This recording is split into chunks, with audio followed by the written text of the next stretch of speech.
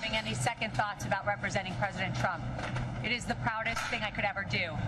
What I am having second thoughts about is the license that I stand here with that the people in there are supposed to have. I have not spoken because I respect my ethics while I'm on trial. But let me now speak about what has happened. I have sat on trial after trial for months in this state, the state of New York. Attorney General Letitia James, and now this. Weeks. Why? Because President Trump is leading in the polls, and now we see what you get in New York. So don't get it twisted, whoever asked me that question. I am so proud to stand with President Trump. But I am not proud to stand with what I saw in that courtroom. Ms. Habba, I'm not finished. Let me just finish and I'll take questions, please. Before I walked into court, that judge decided that every single defense President Trump had, we were not allowed to raise in front of the jury. It is in writing, and I encourage the journalists, the real journalists, to take the minute to look at his orders. There was no proof. And I couldn't prove that she didn't bring in the dress. There was no DNA. There was no expert. My experts were denied. Two of them were denied to come in.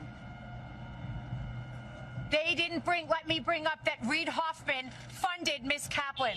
And you know what we got in there? That my witness, who was her friend, who said that she is a drug addict and the drug addict is herself.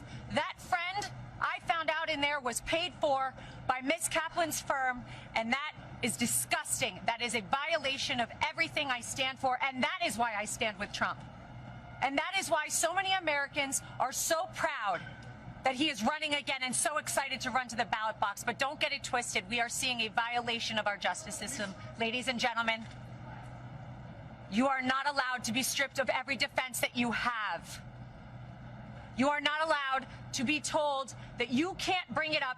And imagine a point where a judge tells the lawyer, before your client, the former president of the United States, the leading candidate and obvious nominee for the Republican Party, before he takes the stand to defend himself, Ms. Habba, tell me the questions you're going to ask in open court and tell me exactly what he's going to respond. And then edited my questions, edited the response he was allowed to give. And guess what my client did? He took the stand. He abided by the rules of this corrupt system that I have seen. We will immediately appeal. We will set aside that ridiculous jury. And I just want to remind you all of one thing. I will continue with President Trump to fight for everybody's First Amendment right to speak. Everybody's a right to defend themselves when they are wrongfully accused, and to be able to say, I didn't do it. And to double and triple and quadruple down and say, this is wrong. This is wrong. But we are in the state of New York. We are in a New York jury, and that is why we are seeing these witch hunts, these hoaxes, as he calls them. And this is another one of them. Be brought in New York, in states where they know they will get juries like this. It will not deter us. We're fighting, and I assure you, we didn't win today, but we will win. The record that was made in there, and the behavior I saw in there, some of which was reported widely today, gave us the most perfect record on appeal, and even if I needed it, which I don't, we were stripped of every defense, every single defense before we walked in there. And I am proud to stand with President Trump because he showed up, he stood up, he took the stand, and he faced this judge. And you know what? I'll continue to do so with him. Yes. Ms. Habba, is the former Of course I've spoken with the president.